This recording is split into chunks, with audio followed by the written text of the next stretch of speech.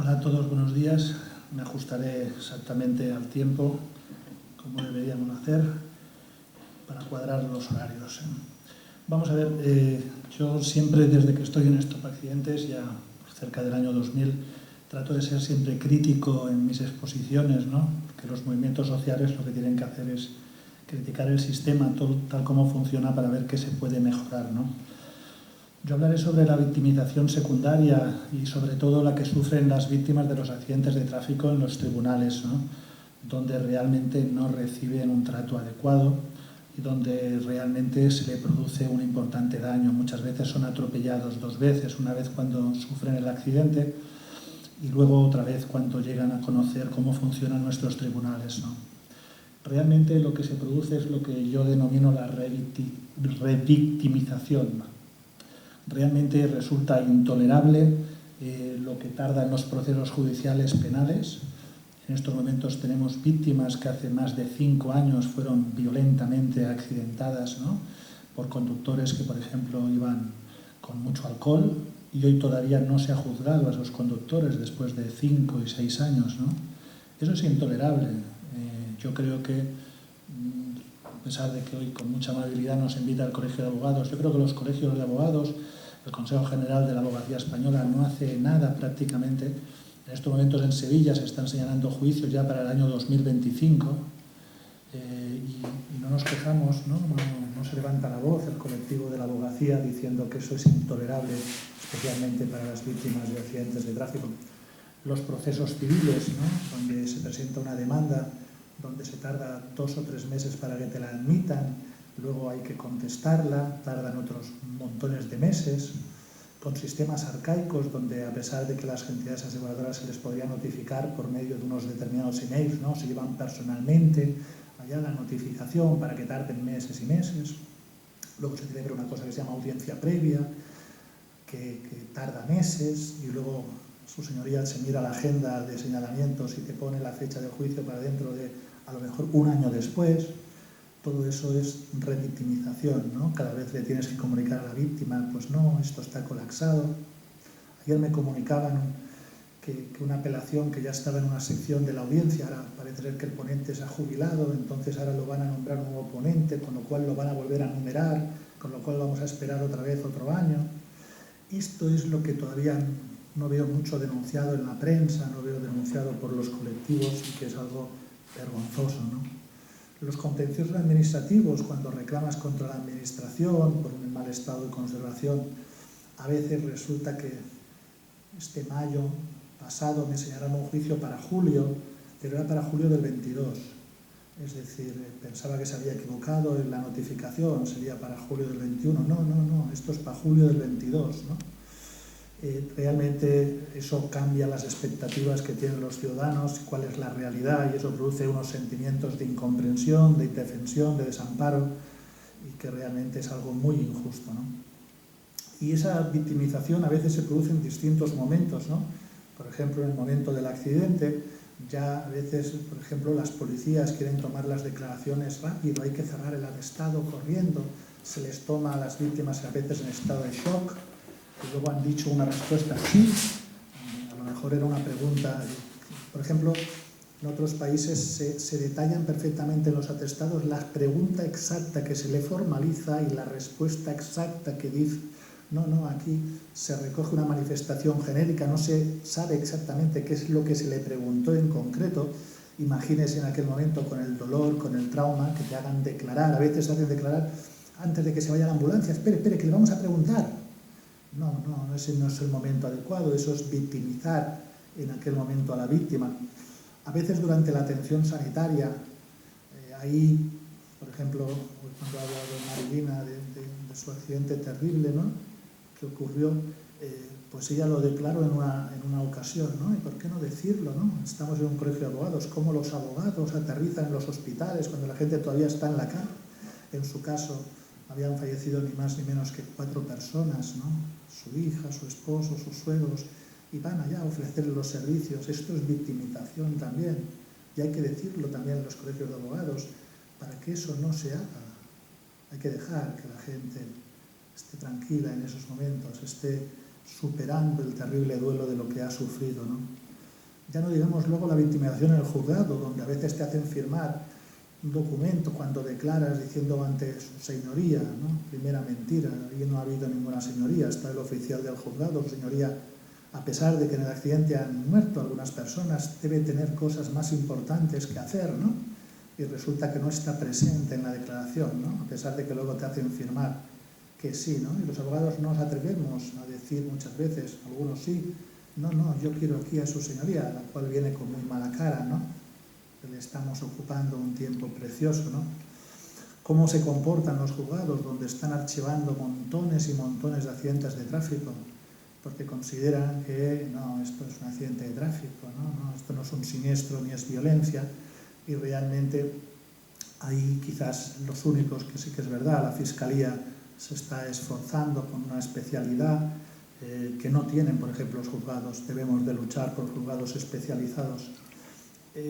Esa citación durísima que tienen las familias de víctimas, ahora te llaman en los juzgados penales para una citación para posible conformidad del acusado, ¿no? Para lo que nosotros llamamos las rebajas del Corte Inglés, ¿no? Te llaman para ofrecerle al acusado, le ofrecen entonces que si acepta, le bajan la pena, y si tú no aceptas esa cuestión eres malo, ¿no? Incluso te llega a decir algún juzgado que no pides justicia, que lo que estás pidiendo es venganza, ¿no? Algo absolutamente doloroso y terrible, ¿no? Una victimización en mayúsculas, ¿no? Y ya no digamos durante la celebración de los juicios, donde el último que habla siempre es el acusado, donde a las víctimas no les dejan leer cartas ni les dejan que puedan expresar el dolor que sienten. No, venga, y si además usted ya ha cobrado la indemnización que quiere, es una auténtica vergüenza que estamos atravesando en muchos tribunales esta situación. También esa victimización se produce porque hay un potentísimo sector asegurador, ¿no? Que regula y da premios y regalitos, ¿no? Como por ejemplo que a los familiares de fallecidos y de grandes lesionados, ojo, de grandes lesionados, tiene que ser muy grande el lesionado para que los familiares tengan 6 meses solo de tratamiento, que a los 6 meses usted se le tienen que acabar los problemas psicológicos. Una auténtica victimización, ¿no? Cuando realmente sería el periodo que realmente necesitaran, ¿no? Y a veces no es un gran lesionado.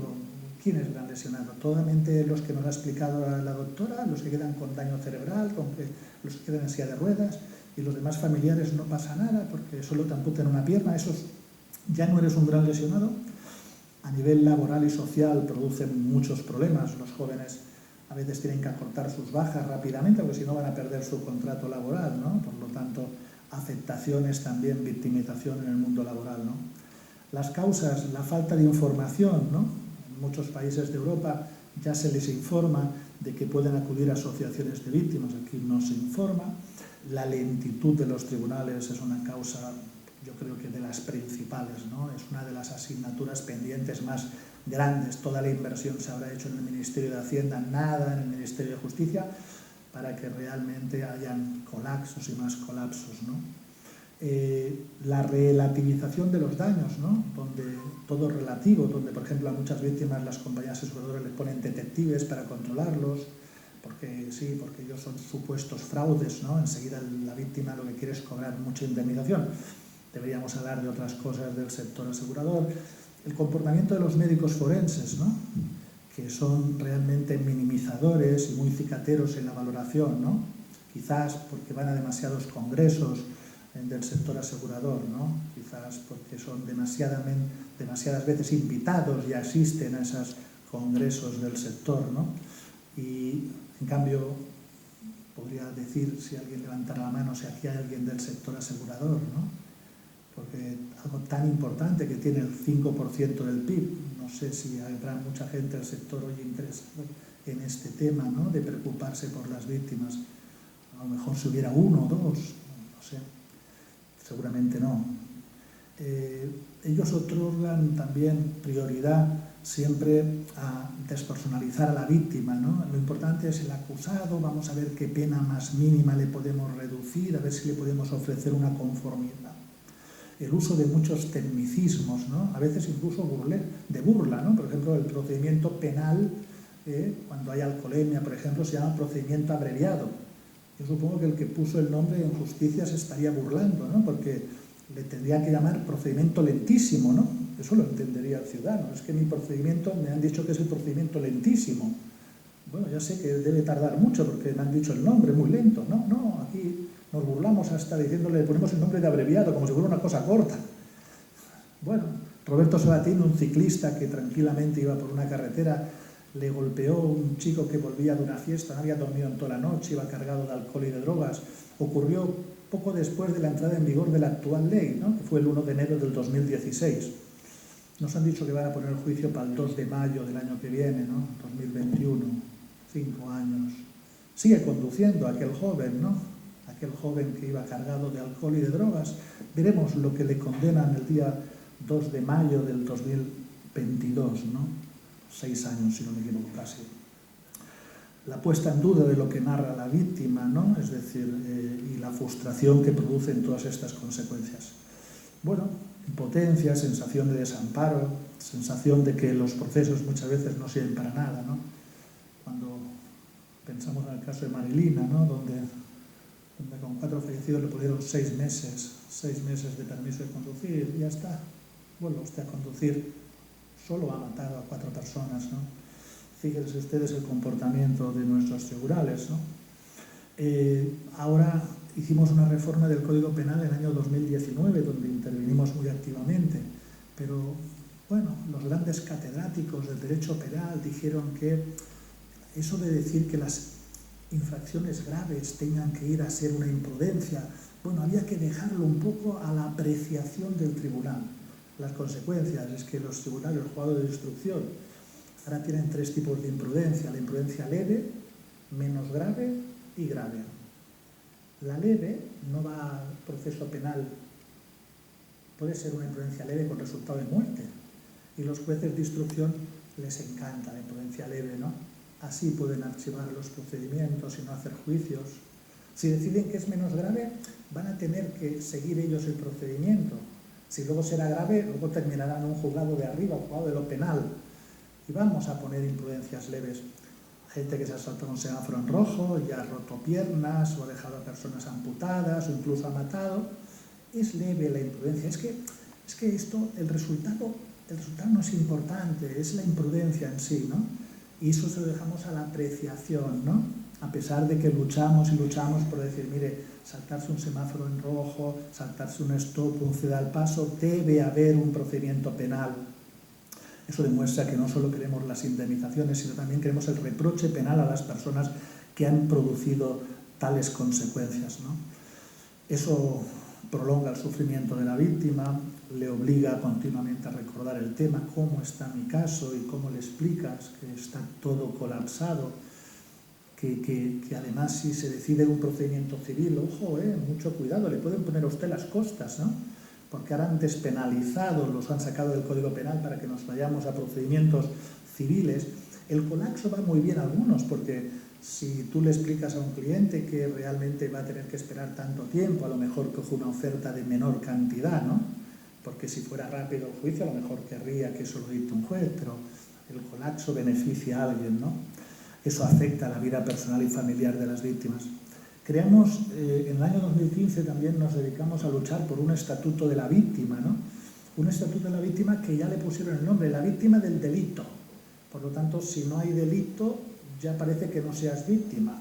Por lo tanto, y al mismo tiempo en el 2015 despenalizaron mucho procedimiento penal, con lo cual nos sacaron de lo juzgado penal muchos accidentes, con lo cual el estatuto de la víctima, ¿para quién queda? Para solamente los supuestos cuando hay delito. Pero léanse, lo bonito de ese estatuto es que la disposición adicional segunda dijo los medios que iba a disponer para el desarrollo del estatuto de la víctima, y dice exactamente: las medidas incluidas en esta ley no podrán suponer incremento de dotaciones de personal, ni de retribuciones, ni de otros gastos de personal. O hubieran podido decir, y para desarrollar el estatuto de la víctima, 0 euros. No vamos a gastar ni 1 euro. Y por eso, 6 años después, ¿a quién le aplican el Estatuto de la Víctima en accidentes de tráfico?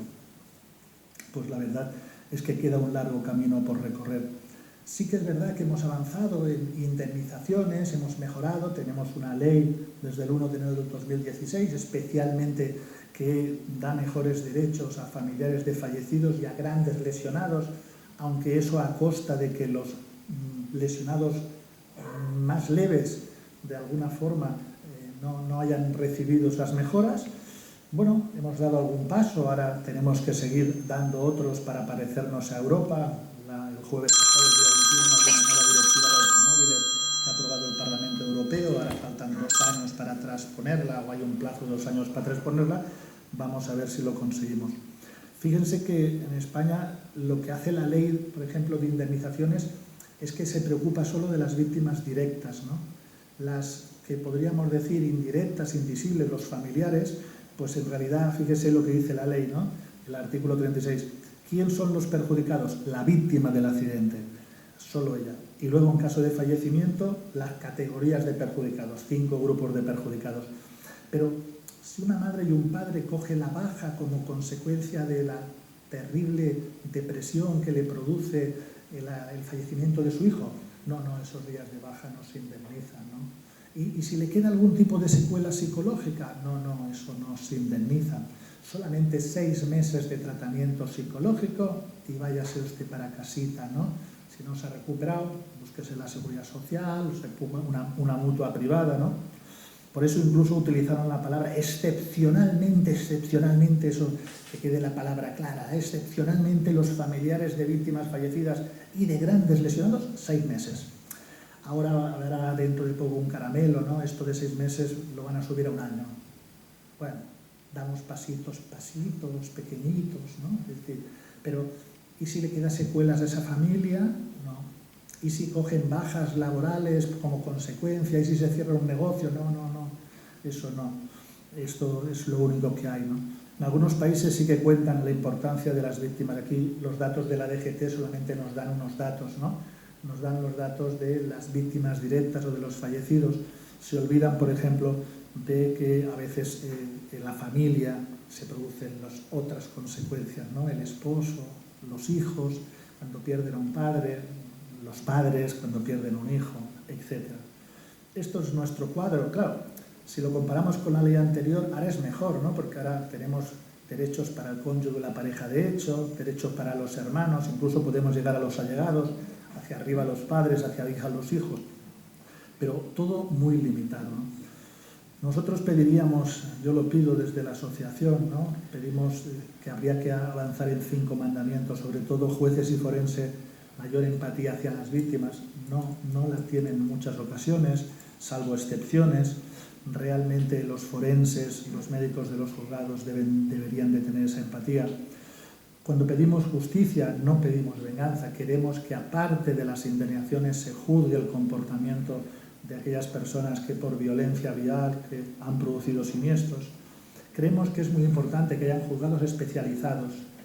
Creemos que cada vez más esto necesita especialidad y por ejemplo, en Madrid hay 107 juzgados de primera instancia. No podríamos decir que algunos de ellos fueran especializados, que conocieran bien la ley y el sistema de indemnizaciones, que realmente hubieran juzgados también penales dedicados a la materia, tuvieran sensibilidad por la seguridad vial, por la reducción de la siniestralidad, que no les molestara que quisiéramos celebrar un juicio, porque queremos que también a ese conductor se le aplique el Código Penal.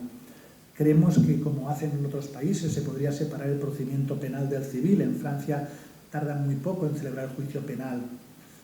Por ejemplo, aquí tienes un accidente, no hace mucho, ¿no? Un conductor mata a un ciclista, lesiona a 3 ciclistas muy gravemente por hacer una auténtica violencia vial, invadir el carril de sentido contrario en una zona con línea continua, a gran velocidad.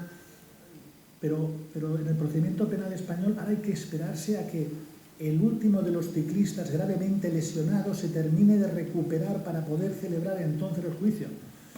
¿Y si tarda 3 años en recuperarse? El conductor, mientras que siga conduciendo, ¿no podríamos, después de que hagan el atestado, no podríamos 4 meses después, 5 meses, dar un tiempo para preparar una reconstrucción si el acusado quiere defenderse de ese atestado, pero ya poder juzgar al conductor? Hacer el juicio penal, luego ya ¿Iremos a reclamar las indemnizaciones cuando las personas se recuperen o a lo mejor llegan a acuerdos? ¿Por qué?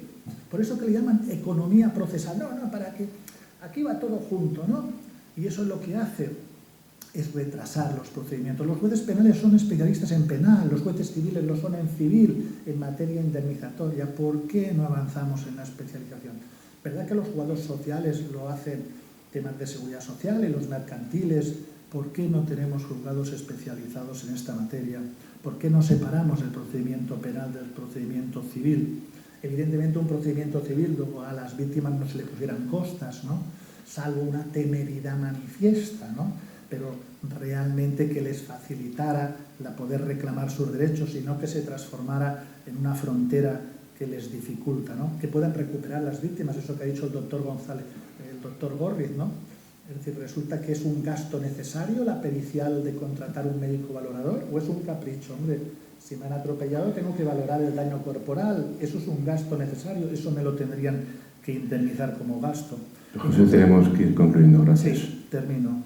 En definitiva, tenemos que reducir los plazos, tenemos que avanzar en eso, tenemos que participar las víctimas en los convenios de asistencia sanitaria que lo firman entre compañías aseguradoras y lo firman entre el sector asegurador y no dejan participar a las víctimas. Debemos ayudar también a las víctimas que no son tan graves, que a los cuales les valoran toda la columna de una forma conjunta y hay que separar la cervical de la dorsal. Debemos de preocuparnos porque los vehículos de movilidad personal tengan seguro. Están produciéndose muchos accidentes y no tienen seguro. ¿Y las víctimas entonces qué? Eso es algo que es necesario luchar. Y ojo con un anteproyecto de ley, con ello termino. En un anteproyecto que se está haciendo que se llama de eficacia procesal del Servicio Público de Justicia, se le ha ocurrido a Hacienda decir, ojo, que también se van a pagar impuestos de una parte de las indemnizaciones. Eso pasa un poco desapercibido, pero habrá que luchar. Las asociaciones de víctimas tenemos mucho trabajo que hacer. Y nada más, muchas gracias. A ver si lo conseguimos entre todos. Gracias.